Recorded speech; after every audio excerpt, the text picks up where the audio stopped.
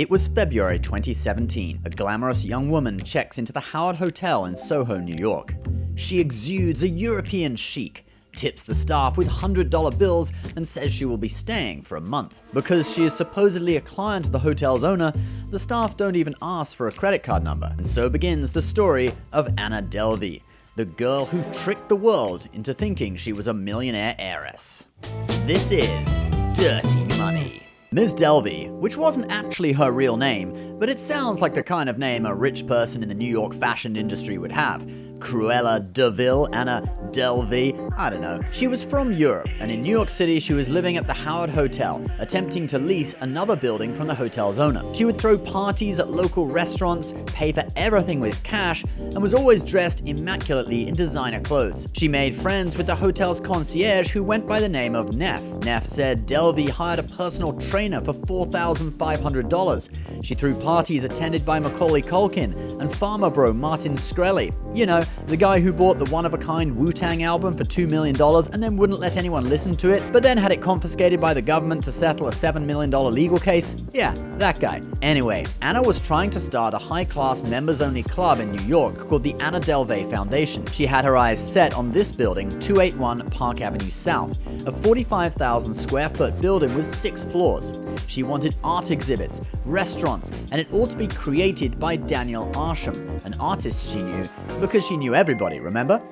Crazy thing was, in planning the private club, Anna actually met with many big names in the hospitality industry, such as Richie Notar, one of the original founders of Nobu, who apparently went bonkers on a plane recently, but that's a different story. She also met with bankers and lawyers to try and secure funding for the project. One of them was Joel Cohen, who was the real-life prosecutor of Jordan Belfort, the Wolf of Wall Street. Now, he was a partner in the law firm Gibson Dunn, and after she had lied on their client intake form claiming she had sufficient funds, $25 million, the firm directed her to several banks to apply for loans totaling an additional $25 million for the project. However, when she was asked by a banker at City National Bank to provide financial statements from the Swiss bank UBS where she claimed her funds were located, she instead sent them an email from a man named Peter W. Hennecke, detailing a list of figures and promising to send actual statements on Monday.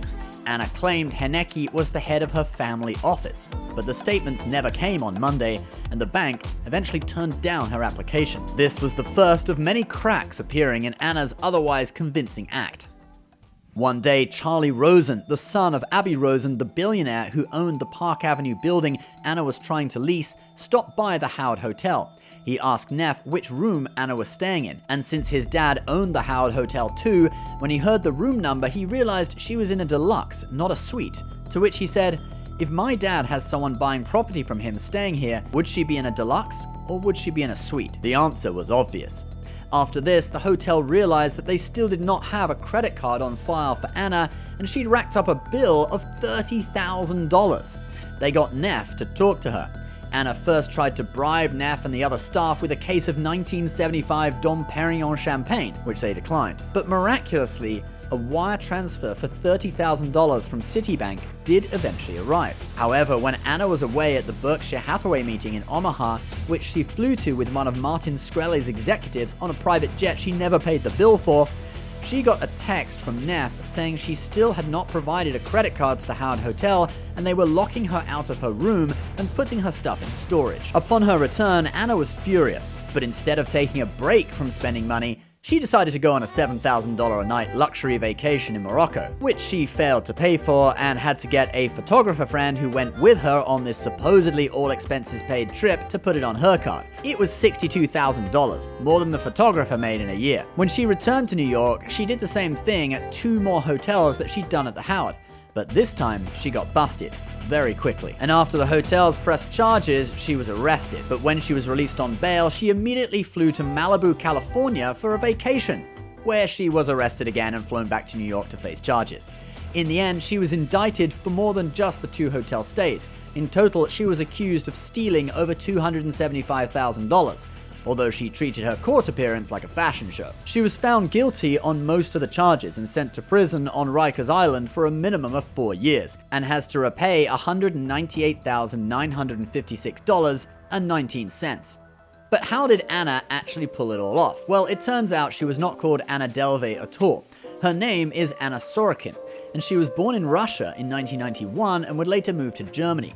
Her father was not a billionaire or even a millionaire, so all the money she was throwing around came through fraud.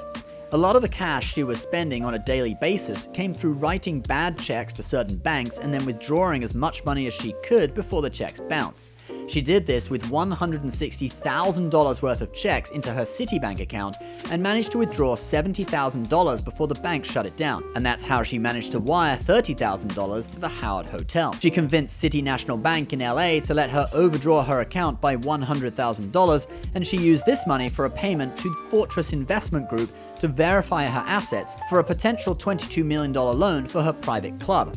But when they said they wanted to send someone to Switzerland to check with UBS, she pulled out. She had $55,000 left over from that $100,000, and she used that for, quote, personal expenses, shopping at Ford by Elise Walker, Apple, and Net-a-Porter, according to the New York District Attorney's Office. Anna Sorokin's story was told in the Netflix documentary Inventing Anna, and New York State sued Netflix to stop her from receiving any payment for her story. Netflix had already paid $30,000 to Sorokin's lawyer to cover her legal fees, but her second payment of $70,000 was put on hold, since according to New York State law, criminals are barred from profiting from their crimes. Sorokin was released from jail in March 2021, but then almost immediately taken into ICE custody after she failed to leave the United States. She is now supposedly still in ICE custody fighting deportation.